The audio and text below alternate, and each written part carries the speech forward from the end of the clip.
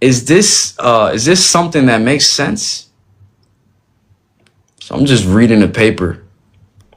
Hey, go Gessie, I don't need you to come on my chat disrespecting people. So we gonna mute that account. So who are their I believe you're asking me who's their regulating party, who checks their SOP. I don't know. I believe it was DHS. I tried to contact like their billing people, Access Healing Center. At the time, I didn't know too much at all because I was just familiarizing myself with how DHS operates, with how treatment centers operate.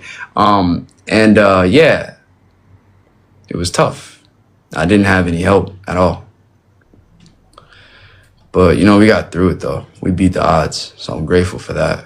But, yeah, so we had the meeting, and they, you know, kind of forced us to, they didn't really force us to sign, but if we didn't sign that step down thing, then they would have basically just discharged us right then on the spot, you know what I mean? Which was not fair, you know? And if you're like, if you just like printed out some rules and regulations that you just printed out a day before because you're scared if the DHS might come and do an audit, you know, then you're not giving the clients a chance to like to say, hey, let's wait a minute, you know? You're not giving a client to say, hey, like, y'all go read this over for a little bit. And once y'all read this over for a little bit, that we can come to a conclusion at the end of the week, you know? Something that, so they can review their rules and regulations and make sure that everything aligns with their company and their values, you know? And, yeah, not something that's rushed. I looked at that piece of paper, bro, it was rushed.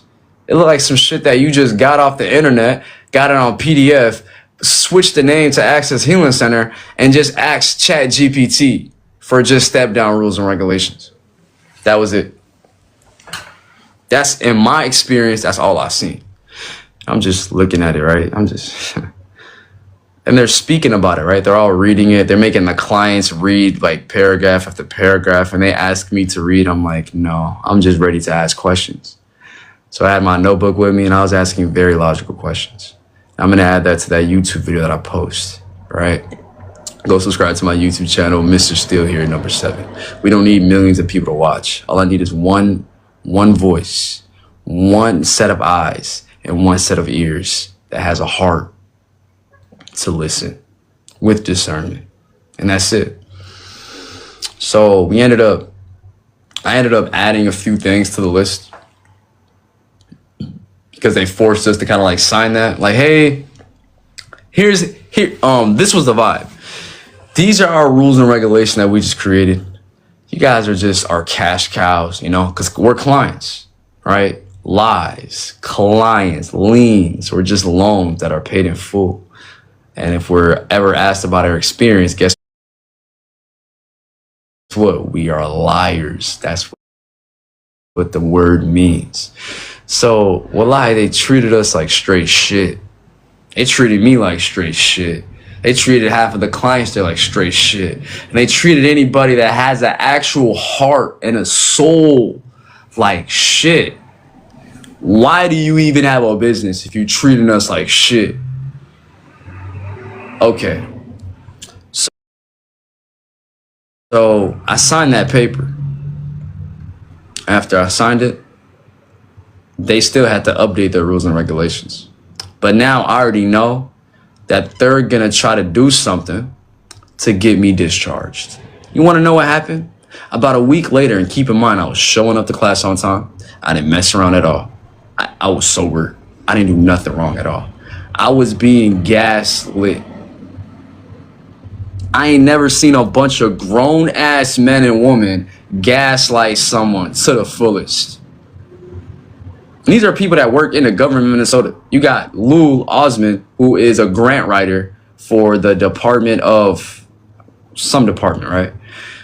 Habad's husband is some guy that works in a Hennepin County, right? Cool, government. So if they're hearing about this, right, it might be super small, but you know someone's gonna be pillow talking about this conversation about what I did, right? I already had that feeling. I'm like, yeah, there's somebody out there probably pillow talking about what we just, talked about. You feel me? So that's how it goes. So I knew that somebody was pillow talking. I was like, cool, say less. Go ahead and pillow talk. About a week and a half later to 2 weeks later, I got discharged.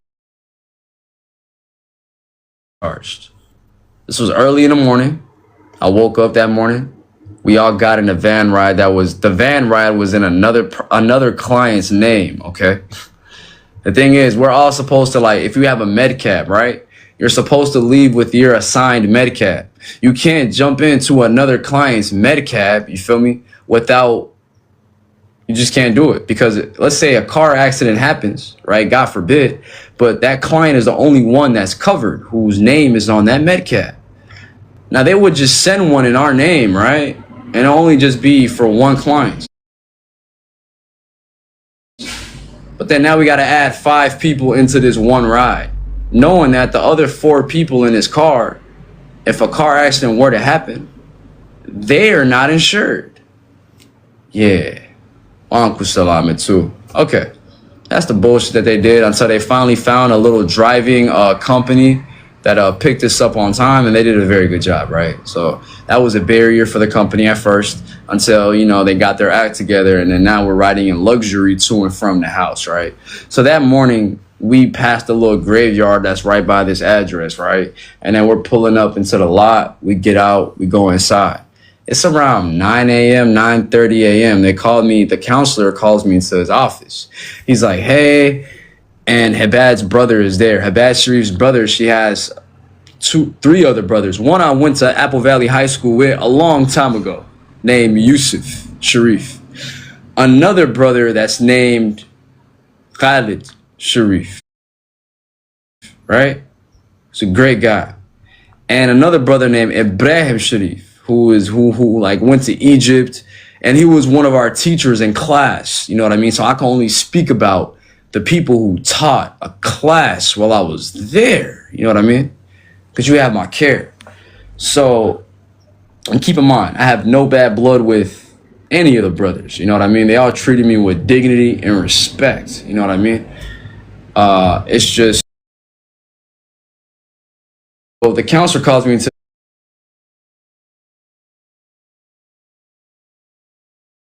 his office.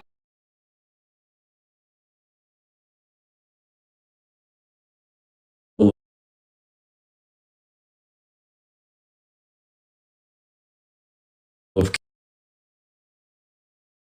relations, and you guys having to force a meeting so we could sign a paper, and now a client who's been sober the whole time, who's still going through drug and alcohol abuse, right? And then you're still going to be acting like I need a higher level of care. So I was confused. I was like, interesting. Interesting. You feel me? Interesting. So if that's the case, cool. Ibrahim Sharif comes into the room with a counselor. And this is the brother of one of the CEOs there, one of the owners there. He comes in the room. He's like, bro, yeah, I really can't help you about it. You know, we can go to the central house and go grab your belongings. And, you know, I can take you to another treatment center. There's another good treatment center called Teen Challenge. There's another good treatment center. He just started listing other treatment centers, right? And me deep down, I'm just like shut down. I'm just shut down, but I'm talking in respect. I'm like, yeah, I'm good. The counselor keeps asking me, hey, like, we want to take you to another place. I'm like, hey, may I get that paperwork for that? Can I get a copy of that paperwork that you said that I need a higher level of care? And he completely denied me from receiving that. I was like, okay, cool. So Ibrahim Sharif took me in his Chevy, right? He had an all-black Chevy, and I was in the front seat. And I was just kind of letting him know. I'm like, hey, don't you find this kind of interesting? Like, you're a man of God, right? He's like, yeah. I'm like, okay, so if you're a man of God and you see this situation from a non-biased perspective, don't you see anything wrong with this situation right here? Wallahi, he said, yes, there's something very wrong. And yes, it's coming from our side. But like I said, I have nothing in like the administrative side of things. Mohammed, you're a good person. won't lie, but that's just what they came up with, and I'm just here to just pass it over. Okay, cool. Drove over to the central house. Perfect. As I'm walking into the door, there's a staff member there named Faisal and another staff member named Hassan, right? And they already packed up all my stuff, mopped the floor in the room, all that stuff, right? Okay, cool. I had a lot of personal documents that were there, and I'm not gonna blame that somebody took it or anything. However, I'm like, yo, I'm supposed to be here and pack up my belongings because I got paperwork, I got passports, I got cards, I got things in here that hold sentimental value. And I did not want anybody to come up in there, which they have every right to go into a room, but pack up all my belongings in black trash bags was completely uncalled for. So they packed up all my stuff, cool.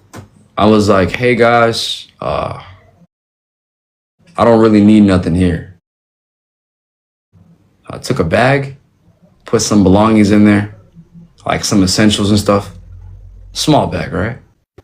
And they had a rule where they can hold your belongings in their main office for 30 days. And I was like, yeah, I would request that. And they said, perfect, we'll take care of that. Grabbed my bus card. It was a sunny day outside. I walked the block up, hopped on a bus, went to downtown, and just went to go enjoy my day. Didn't have a crib, didn't have a car, lost everything. But at the end of the day, I have some more experience. I looked at these people with envy and hate after that. But I'm like, you know what? Karma will come back around. And karma would definitely deal with these people that use their title to disrespect me and have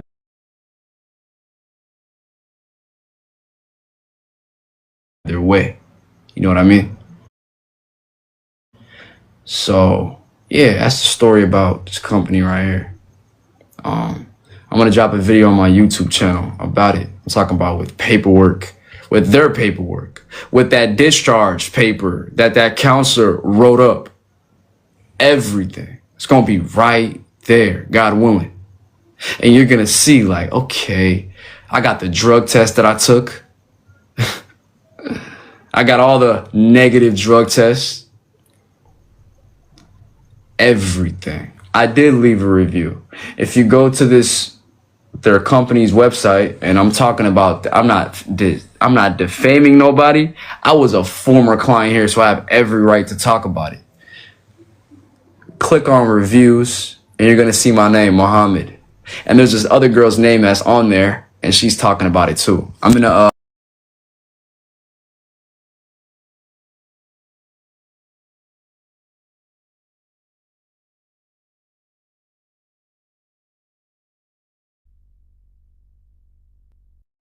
Okay, I'm back. Let me show y'all this screenshot of it.